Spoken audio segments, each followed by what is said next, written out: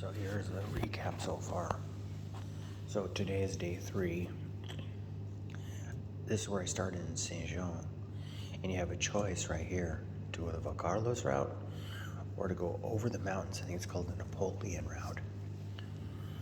And then there was the place that I made the decision. So I get checked in and they give me paperwork. All right, so the paperwork comes like this. You get all the refuge. The Camino de Santiago is listed with phone numbers and contacts, how many beds it has, what its accommodations are.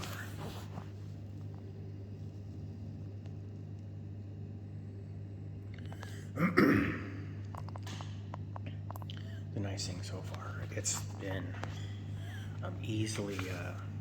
easy to check in. I haven't had any issues with that at all. This is one of the things they give you, kind of instructions. And I was watching a bunch of YouTube videos and the people are saying, it says that they should have warned me, when I was going the wrong way. Or they would warn me when not to pass, because when you get snow, literally there's these danger. You are in danger when you're in these spots. And it's absolutely true. This side is so remote, the side I took, I didn't see a human all the way. This is the popular one, so everyone goes on that one. But this is so remote. And man, this is terrible. The hills were just like nuts. Literally, I could barely keep my eyes open. I collapsed after dinner. He said, do you want to go to the mass? I said, I do not have the strength. I didn't have the strength to go back and get my shoes. I just walked in my socks in the rain. First day is always tough, but you pass this day, usually it's better from there. Now I probably, seriously tore and ripped some of the muscles in my legs, which is normal. When you work out, you tear, then you repair, but there is no repair. So the best thing to do is obviously be ready. Everyone from Europe, they walk everywhere. 90% of the people. So even the 80 and 90-year-olds are billy goats when it comes to this stuff. And I don't do it like a race. It's not the first one to get there. And these people that go really fast, I would say there's a disadvantage to being a triathlete. Because what happens is you run by things. When you're tired, you have to stop. And when you have to stop and look around, some of the scenery in the Pyrenees is so amazing. It's just breathtaking. The hills are so large and so green. So, the loss of Wallace. Just a cough. They say that a lot of the buses here wear masks, so I bought a buff to play along. No disrespect. I understand it's kind of a touchy subject. So now is hydration time. Here it's 3 o'clock in the morning. So it was a birthday party in Alberta last night. One of the guys had a birthday. So here I am sitting. I got my can-fed cafe leche, some grapefruit juice, and I mixed it with my water. Now, in these albergues too, there's salt and the basic commodities. I'll take you through that. This is pretty much everyone. So what I could have done, and I have done in the past, is I've grabbed a potato. Right now I have garlic inside the back of my backpack. But here. So here is a typical albergue. So sugar and salt. And salt you need. You gotta put a little bit in your water bottle. And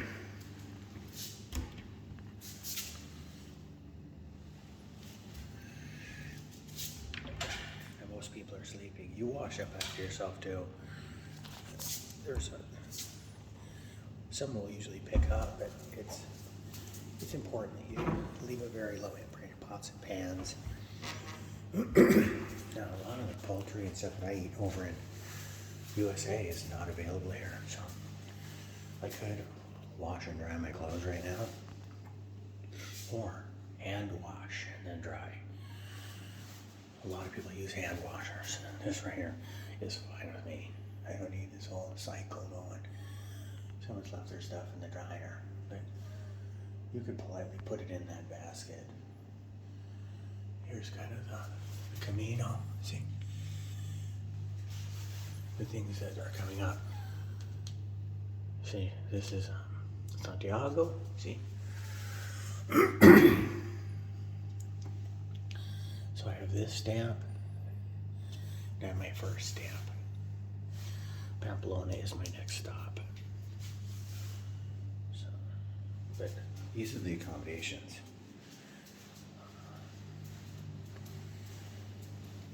There's a bunk area, but I'm not going to show you other people. They're really big into recycling, but you rinse your recycling. Not everyone is. Okay, if in case, extra bed. So, I don't hear you what time it is, man. It's 3 a.m. But I used to be as polite as I possibly can. I use number 1 as kind of a dipstick of my body. If it's gold, I have to pound liquids and they have to sit.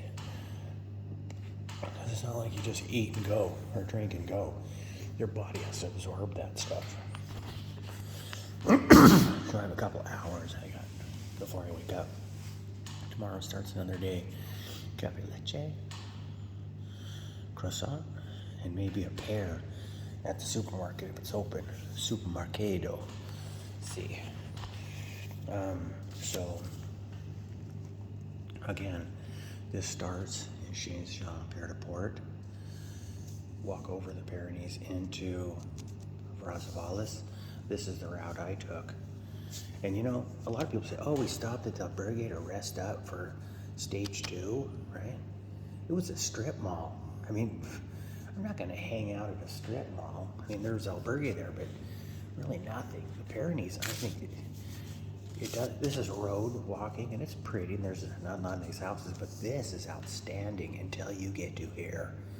In this section, you're approaching the top, and it's foggy and cold, and the rain. It's like you look down and you see the mist, and you hear noise in the bushes. You don't know what it is.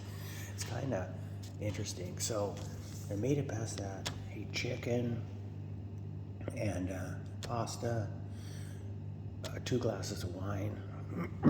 Wine is by the gods. I am not a wine drinker, but I absolutely love wine. So, and a little bit of bread and an ice cream. I don't even know, I just blacked out. And I woke up, it's like 3 o'clock in the morning again, because somehow my timer gets me up really early. And then the next day, I started, and I'm like the last one to leave, or damn close to it for these albergues, because I want to hit the grocery stores and stuff. And prepare, because there's some of these places you go to and you're in the middle of nowhere. You don't have water. It sucks. So I'm incredibly just exhausted. But you know what? In my backpack, just thrown in there, I don't even know when I did it. I had 222s, these Canadian codeines. I can't swallow, so I just crushed them in my mouth and ate them. And people were like, at first, are you all right? Because I'm walking really slow. Every muscle aches. Every hill is just tearing me up. It's because of that first day. And it takes a couple days to kind of clean back out. But I'll tell you, these are not bad elevations. This is not, and you see it's starting to go down. It's starting to go down. A little hill is starting to go down. So these days are recovery days. But this first day, it just begins recovery. So I'm sitting there just like exhausted, sore. I'm just putting one foot in front of the other and staring down, occasionally stopping, taking pictures, right? But I'm aching. I chew up these 2 codeine, right? And by God, it's like Popeye spinach. The pains went away. And now I know those tears are still coming and that pain is still there. And I still need to take it easy because it only covers up, but it doesn't repair. A lot of people, oh, medicine fixes it. The hell it does. It turns off pain receptors in your brain. So then it's like, I don't know, about a half hour, 45 minutes goes by, and I chewed them. So it's not like swallowing a pill and it's slow to dissolve. And all of a sudden, I was like, you know what? My pain is starting to go away. And so all these people are like, hey, how are you? He's not going to make it. We go down this, because the end of this is like it's a washout of rocks. We go down, I run down this this pronoun shit. I walk down this ravine just through a washout. And I'm quickly walking past everyone bouncing off rocks down the hill. I don't feel nothing. It feels great. And it's like, buen camino, buen camino, buen camino. I passed all those people and beat like 8 people, right? And got to the albergue, walked past all the expensive ones. And that's another thing too. When you walk into these towns, the first thing you see are the high budget, the 30 euro, the 40 euro, the 25 euro places, and they're nice. B&Bs, they're really nice, and they include or you can buy a ticket for a meal, and the meal is great. And everyone gathers for every meal around here.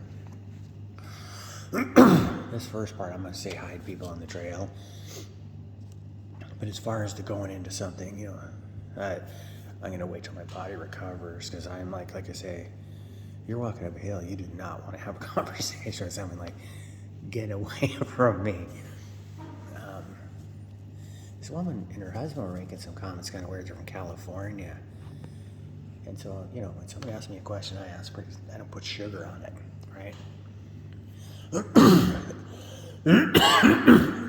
And for some reason, the train track robberies in California and the crimes somehow came up because of their area is really bad. I said, I always hear what people can't do. This is why I can't help you. This is why I can do nothing. And the woman shouts out, we will be talking no politics. Like, what, you got a mouse in your pocket? See, that's improper pronoun use. She should have said, we're on truth trail, okay? There is no other trail. And so I said, the word change bugs me. So we will be, you know, and I said what you should have said, but I didn't say all this stuff. This is what my thought process was. What she should have said is, please don't discuss anything that may be a touchy topic from the United States with me, because I don't want to hear it on the Camino, right? But her husband was going to put it out. I'm just listening. Really keeping my comments under control. There's a lot of liberal people, and that's not a bad thing, but I just wish more working men and women were on the Camino, because it's definitely a left side, right side, you know, thought process when you get people from the United States, because the affluent tend to walk here, and it doesn't cost a lot of money. This was €9. This room right here was €9. So it doesn't cost a lot of money. It's just most people don't think they can go to Europe and walk for a month. And right now, in certain stages, most people can. I understand that. But I will say, I've mentioned this in many videos, it's incredibly cheap to fly. It's just, you have to have the resolve to do it, right? So when I said back to her, we will not be talking about this, I thought she should have been saying, either please don't talk about that around me, but it was her husband, she should have been talking to him. And but this we don't talk politics, you know. And what she said is like, you should not talk politics, is what she said, should have said, not we, because she's not going to put anything in. So anyway, I said, I'm not talking politics, I'm talking truth and bad management. And I've never made that comment before. I've never answered back, because when I hear that, let's not talk politics. This is not about politics. This is about bad management and truth, using true words. I should, you know, you should, I, me, us. I mean, using them in the proper context, because you get twisted into these using inappropriate words. It's difficult for me to get around. So I'm going to leave that there. I just want to throw it out. So I'm in Rossavalis, and when I have dinner, I'm really tired, and I'm like barely talking. I have my hands and my palms over my eyes. I'm eating the food, and there's these really nice women from all over the world, you know, and these people are super triathletes, right? I don't like this cafe leche from one of these, but I'll go get one when I wake up.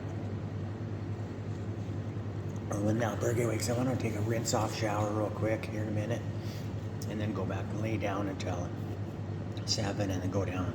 But back to what I was saying, so I'm walking and I'm having dinner with these ladies, and they asked me a couple questions, and they're all like, they just woke up. I mean, it's literally, it is nothing to them to walk these distances, right? Because they probably walk all the time. I mean, people in Europe walk. No one feels sorry for you. You'll sit there and you could cry, nobody cares. It's a tough route, and you know, you should have prepared, you should have trained, you know, all of that applies.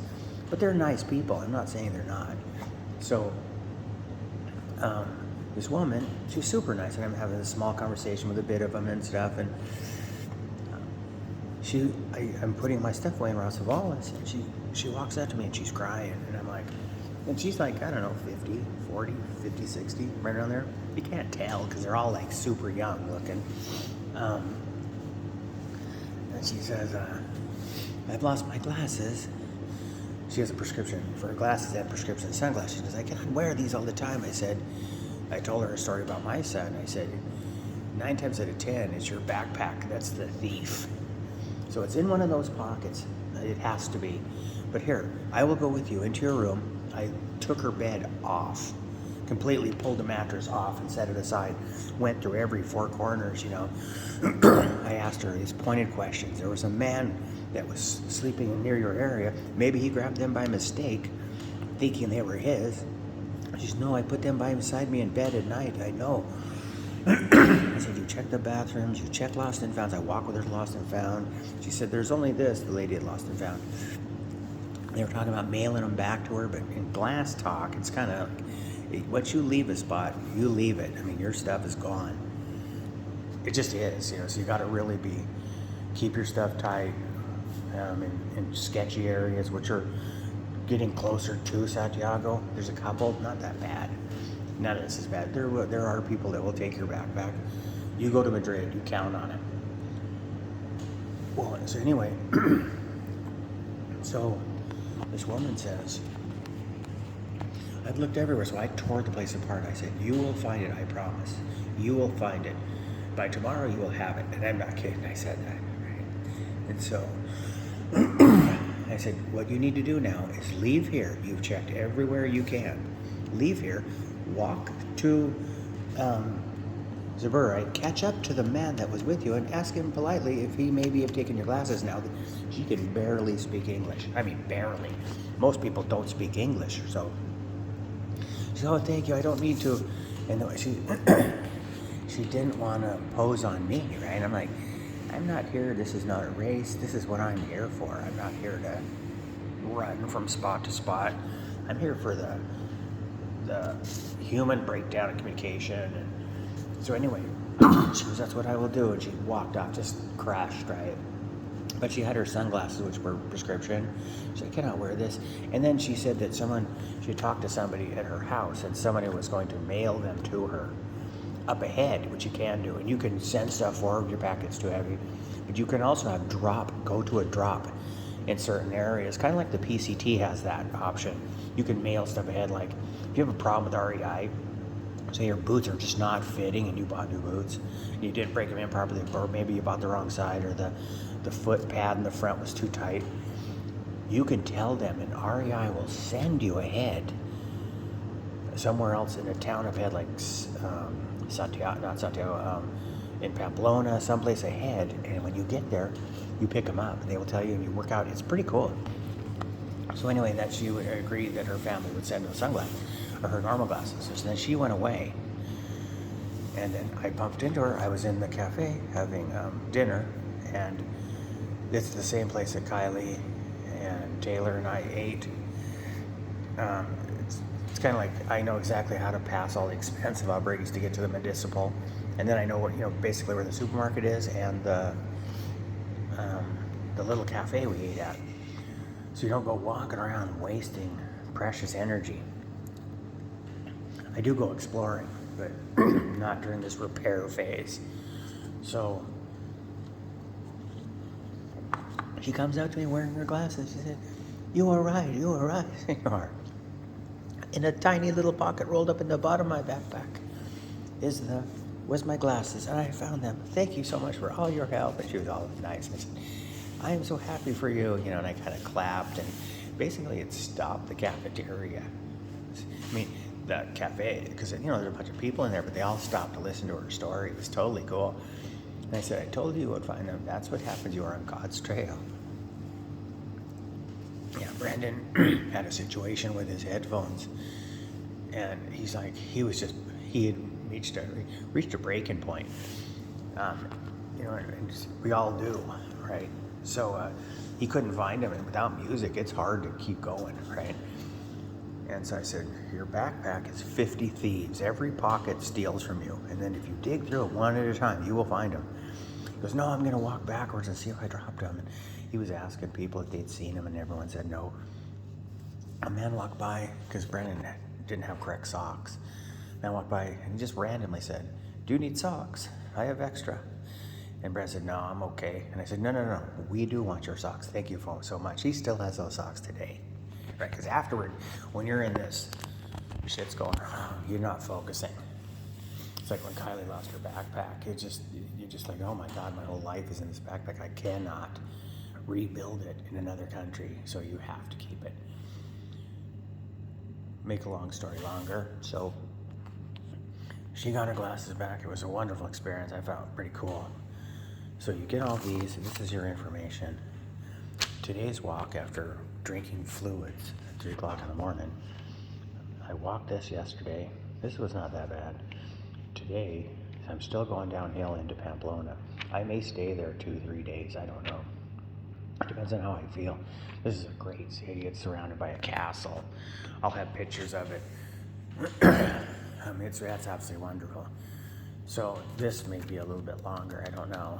And I'll tell you right now, I am broken, and there is no fucking way I am running with any bulls. I can barely walk. It would be using my mom's cane and walker, the bulls. But hopefully I will be better by tomorrow. I'm just really pumping up my fluids. I've been eating sardines in olive oil for protein, and fruit, and with lots of water. So I'm keeping myself hydrated. It's huge. So this is my next walk. This is tomorrow. I'm leaving here. Walking this path, 21.8 kilometers tomorrow into Pamplona. Then I find the municipal albergue. This albergue is kind of spendy, 20 euros, 25 euros. This one is spendy, Rossavalis, 20, 25 euros with 11 euros for food. This one is expensive, Saint Jean Pied de Port, but I didn't stay there. I stayed in an albergue in Lyon and then took the train.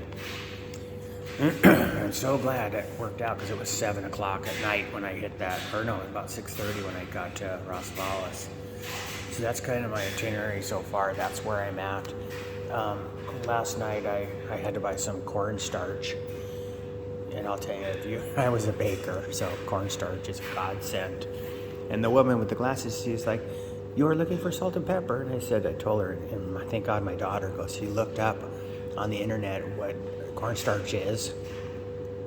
And so I was able to find it in the supermarket. Now, you think supermarkets are like Safeways and Albertsons and Kroger.